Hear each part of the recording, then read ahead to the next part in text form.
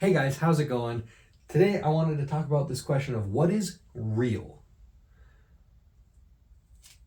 What does it mean when I say that something is real? Like when a child stays up late on Christmas and they say in the next morning, I saw Santa, he's real.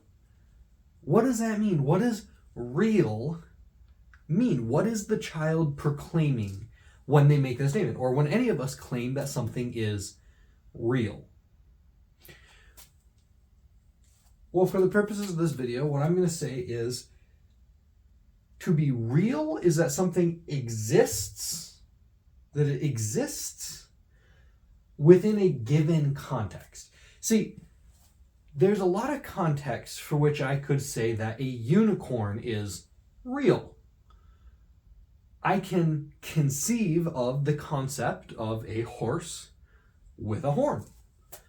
So in that case, that concept, that idea, truly exists within my head. I can put those pieces together and understand this idea, this concept in my mind. So in the context of my mind, I could say that that unicorn is real, or the concept of a unicorn is real. So the context that we're talking about is very important to this, because while it's clearly true in my mind, like the concept really exists. Nobody would say that a unicorn is real. It's not actually physical or tangible. It's not real. This problem is what René Descartes gets into in his Meditations.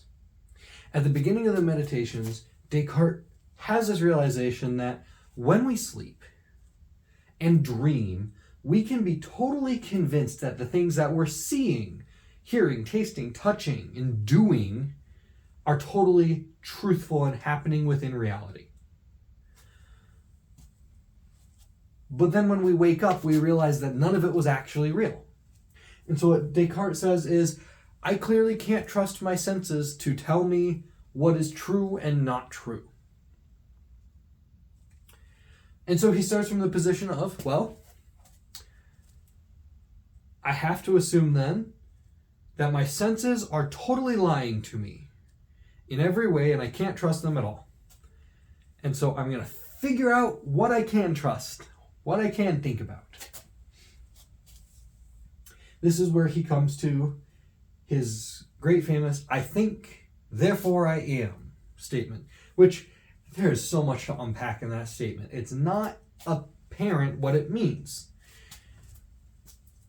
What Descartes realizes is there's two possibilities going on when we say we cannot trust our senses. That in my mind, my senses generate a world around me, lights and colors and objects, things to touch, taste, hear, and smell. Our mind generates all these ideas and convinces us that they exist. There's that exist again. The problem is, it's only our mind making it up. So the other possibility is that there is some evil demon, as he puts it. Some other entity that's trying to trick me into thinking that there is a world around me, these lights and things to touch, taste, smell, hear, and see. So in either of these cases, the one thing that absolutely has to be true is that I exist to be deceived. Right? If my mind is making up everything that I'm seeing around me, my mind has to exist to make those things up. And if I exist to be deceived by some evil demon, then I'm clearly still existing. I must exist, and some evil demon has to exist in order to convince me that there's a world around me. There is the absolute necessity that if I'm thinking, if I can rationalize and understand and be deceived by my senses, or by some evil demon meaning to deceive my senses, if I think, therefore I am, therefore I exist. All right, great, we exist. Like I said before, the unicorn exists, but the unicorn only exists in my mind, right? It's the concept of the unicorn within my head as I'm thinking about it that makes it exist. So what is the context that we're talking about when we're saying real? So we said we exist. We know that we must exist in some context. So what is the context? Well, that's where we get to these evil demons. There's either some evil demon on one hand trying to convince me that there's a world around me that I exist within, or I exist and I'm deceiving myself. So those are the two possibilities. But what's interesting here is those possibilities confirm to us that there is some system within which we exist. And that's the context. That system within which we exist, either myself fooling myself, or the evil demon fooling myself.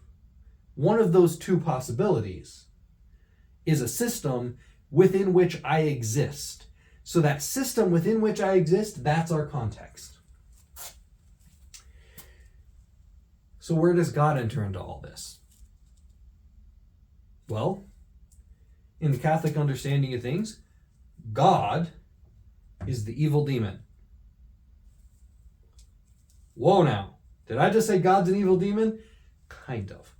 What I mean is that God can be likened to Descartes' evil demon. When Descartes is talking about this evil demon that is deceiving me into thinking that the world around me exists, we could conceive of God in a very similar way. We can conceive of God as some creator generating a world,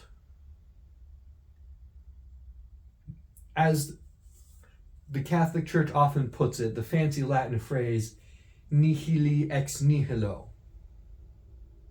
Please don't check my Latin on that. But it basically means something from nothing.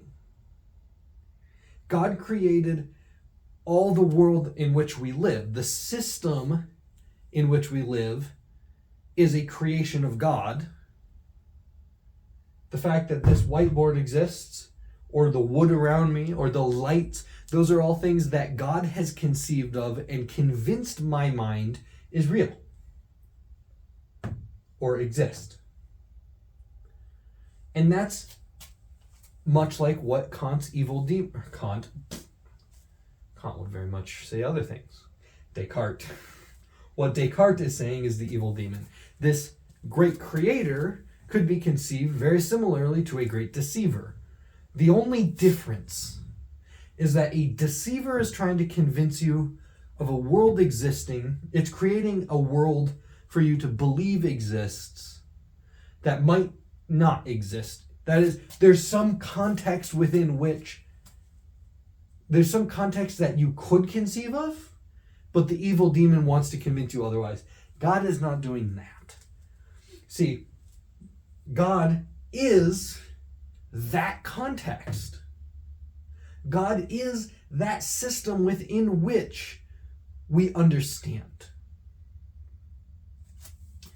So when we say what is a thing, what is real, and that a thing is real if it exists within a context, we're saying God is that context. Which means what God knows to be real is what we know, or is what we call real. That is, the things that around us, the light, the wood, the whiteboard behind me, the camera I'm recording this on, and the TV or computer or phone or whatever it is that you're watching it on. Those exist, and God knows them to exist. God creates the system within which they exist and creates them to exist, so to convince your mind that it exists. But because that's the system, because the system that exists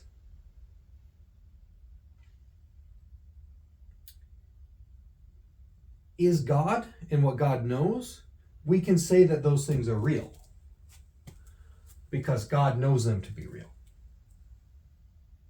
So what of our unicorn then? See, I can think of a unicorn and it's not real. But the concept of the unicorn is real. I can think about a unicorn and make it real within my mind. So the concept, God must know. It must exist within God's mind. The concept of a unicorn must exist within God's mind. But we don't say that the unicorn is real. But God knows it. So it's not simply God knowing a thing that makes it real. See, the concept of a unicorn can exist, and God can know the concept of a unicorn exists, but a unicorn itself not actually existing. Because God may know the unicorn's concept to exist, but he doesn't know it to exist actually.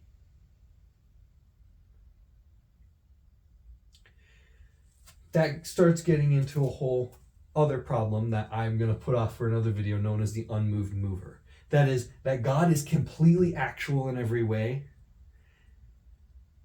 and not potential. But like I said, that'll be the next video probably. The context for a thing to be real, so for something to exist within a given context makes it real.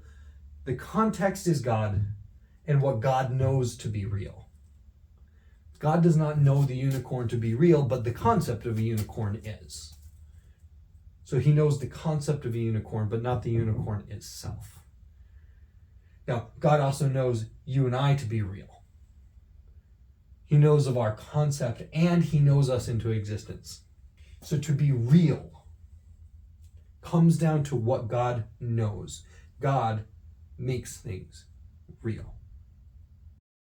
Hey guys, thank you so much for watching that video. It was a kind of convoluted, weird one today, but if you liked it, please hit the like button down below. Leave a comment with your thoughts, and if you want to see more content like this, go ahead and hit the subscribe button so I'll show up in your feed more. Thank you guys so much. See you in the next one.